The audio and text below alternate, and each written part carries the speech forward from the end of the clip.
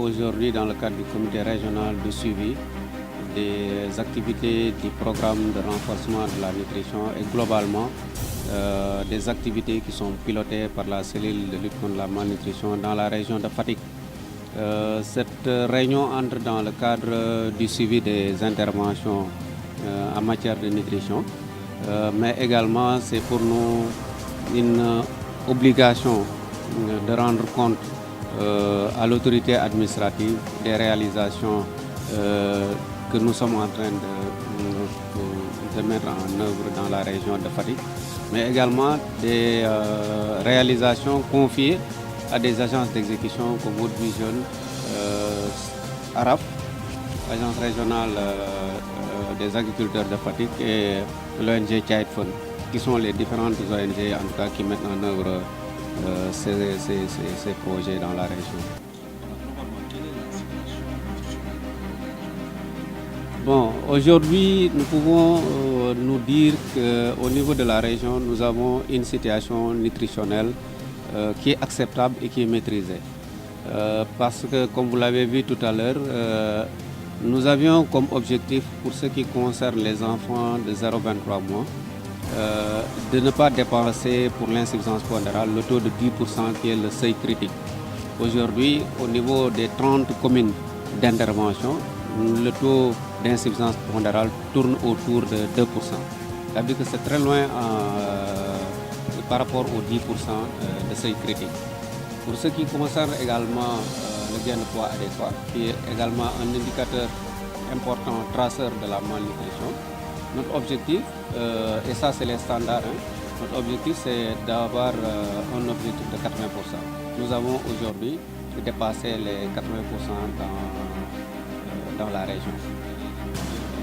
Maintenant, pour ce qui concerne également le dépistage de la malnutrition aiguë, je dois rappeler qu'on avait un objectif de toucher 43 000 enfants. Nous avons aujourd'hui touché les 30 112 enfants, ce qui représente un taux qui dépasse l'objectif de 30% qui était fixé, un taux de presque 40%. Maintenant, il faut se dire également que pour cet indicateur, l'objectif c'est de ne pas dépasser les 5% dans la région. Nous sommes à moins de 2% également pour cet indicateur. Et si on prend globalement maintenant la région par rapport aux indicateurs nationaux, nous avons, pour ce qui concerne la malnutrition aiguë, dans la région avec les dernières enquêtes EDS, nous sommes à près de 12%. Au niveau national, on est à 9%. Ça veut dire qu'au niveau de la malnutrition chronique et de la malnutrition aiguë, il y a des efforts à faire. Mais ce qu'il faut relever, c'est que ce type de malnutrition est lié à des maladies, à des causes qui sont immédiates. Donc ça peut être vraiment le contexte qui fait que, surtout par rapport à l'hivernage et autres, qui donne ce type de malnutrition. Maintenant, pour ce qui concerne le retard de croissance ou la malnutrition chronique, et qui est une problématique aujourd'hui au niveau du pays, si on prend la région de Fatick, nous sommes à 13,6%, alors qu'au niveau national, on est à 17%. Et je rappelle qu'en 2016 déjà, on tournait autour de 20%. C'est-à-dire que des efforts importants sont faits par rapport à ce type de malnutrition qui est aujourd'hui, comme je l'ai dit tout à l'heure, un problème de santé publique, mais des efforts importants sont faits au niveau de la région. Oui, ce que nous avons fait d'abord, c'est une présence continue sur le terrain d'abord. Comme je l'ai dit, nous sommes dans 30 communes sur les 38. Et cette présence, c'est également le travail des ONG qui sont sur le terrain et qui travaillent nuit et jour pour améliorer les conditions de vie des populations. C'est des activités de posée mensuelle qu'on fait, et des activités de communication, de causerie. Vous avez vu tout à l'heure qu'on a réalisé plus de 3 000 activités de causerie et touché plus de 27 000 personnes. Nous avons également fait des mobilisations communautaires. Nous avons travaillé avec les services techniques, avec les autorités administratives, en tout cas pour sensibiliser, faire le plaidoyer auprès des populations pour qu'ils changent de comportement et qu'ils s'occupent mieux des enfants.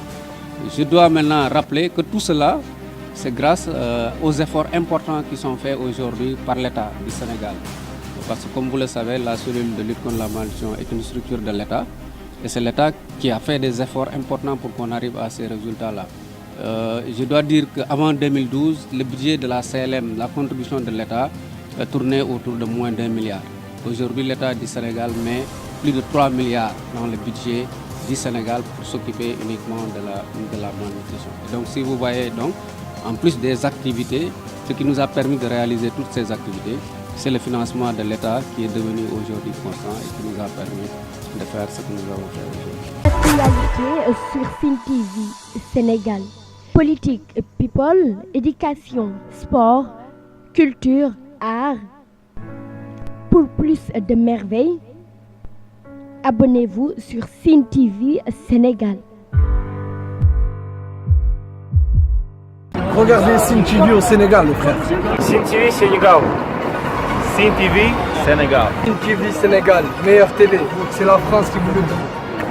Assalamu alaikum mbokk Sénégal wóoratul bañ a seetaan Sen TV man la Michel Perlo from Moscou mooy passe ma dream Sen TV ñoo ngi seetaan Sen TV.